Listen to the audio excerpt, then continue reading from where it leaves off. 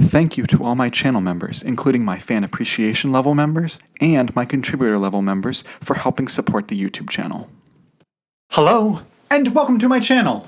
My name is Jonathan Cohn, and today I have my book review of the book Star Trek Deep Space Nine Gateways, Book 4, Demons of Air and Darkness.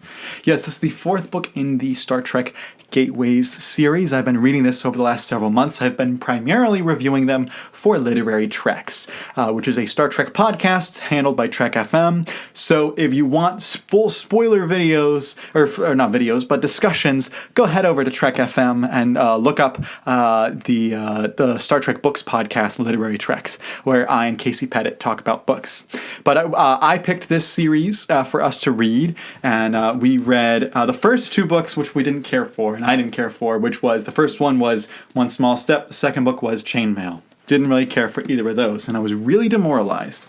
Then we had Robert Greenberger's book, Doors into Chaos, which is the Next Generation book, which was superb. The best Star Trek book I've read this year.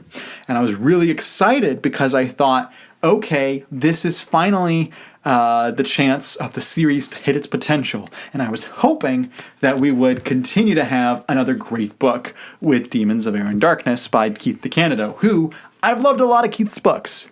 And this is a good book. It's not quite as good as Doors into Chaos, but it's still a very entertaining book. I have a ton of little nitpicks about the book, but it's still very entertaining. This is part of the Post-Nemesis book series. So this is the first time that we've had where the authors are getting to actually tell, it's not actually post-Nemesis, but it's post the end of Deep Space Nine. So the authors are actually getting to tell their own story. With the Avatar books that came out before this, and then this book, the authors are actually able to continue on the world of Deep Space Nine and the characters and whatnot. So for instance, one of the characters in this book is Elias Vaughn, who is unique to the books, and Tyranitar is in this book. And so this book is about the Deep Space Nine characters primarily. And as you can see on the cover, there is a Hirogen and there are Andorians in this book. And they are both the least interesting parts of the book. The Hirogen are barely in the book, and when they're in the book, they're not as much of a threat as you'd want them to be. And the Andorians are in the book, but the Andorian plotline, which has to do with our main character, Andorian, whose mother is a politician, who wants him to move back to Andor so that they can make more Andorian babies because their population is starting to go extinct. And he says no, and his mother leaves. That's the basic premise of his story here, and it is the basic premise in like two other books for the Post-Nemesis saga, and I think it's told better in those books. Nitpicks out of the way, some of the good stuff in here. I thought that Quark's storyline with the character that he's with in this book, I won't spoil for who it is, Quark's storyline was excellent. Quark has become one of my favorite DS9 characters. He is great in this book. He's great in the other DS9 relaunch books. I really like his character. We also have Elias Vaughn, who shines here, and Kira, who also gets to shine here. And you get to see Kira step away, have to work with other Starfleet people, and they have to respect her and work with her. That's also great in this book. Her character development of her realizing what her leadership style is now that Sisko is gone is great. You also have the stuff with the president on the planet, that is the planet Europa Nova, has this ecological disaster where all of this poisonous stuff is coming into their atmosphere, is going to kill everyone, so they have to evacuate the planet real quickly.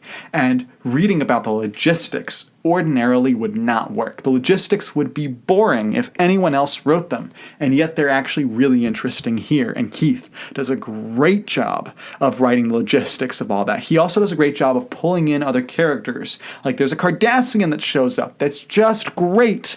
The way that Cardassian is written, it's a little bit baity. It's a little bit like bait, like it's not actually him, but it could be. It's a little baity, but it's still really good. There's also stuff with how the president of the planet interacts with Kira, and I thought that was just there were some great scenes there. I also thought that Nog got some pretty good scenes when he's talking with the Andorian, who don't make me pronounce that, please. But the Andorian, if you've read the book, you know who I'm talking about.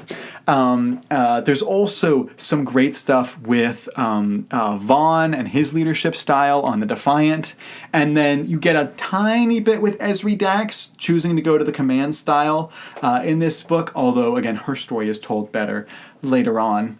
And there's Tyranitar has an epic scene here with a Hirogen. I mean, getting to watch a Jem'Hadar attack a Hirogen and fight a Hirogen sounds like just like kids coming up with smashing the action figures together. And you'd think that's a little cheesy.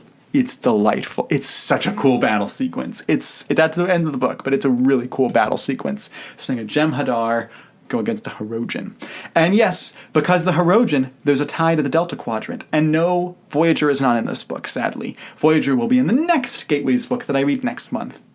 So keep an eye out for that. But I'm really I enjoyed this one, and I'm glad I read it. Again, I had a lot of nitpicks. There's also some other nitpicks in this book I didn't get into here. If you want to get into my full spoiler thoughts, just look up the Literary Treks podcast.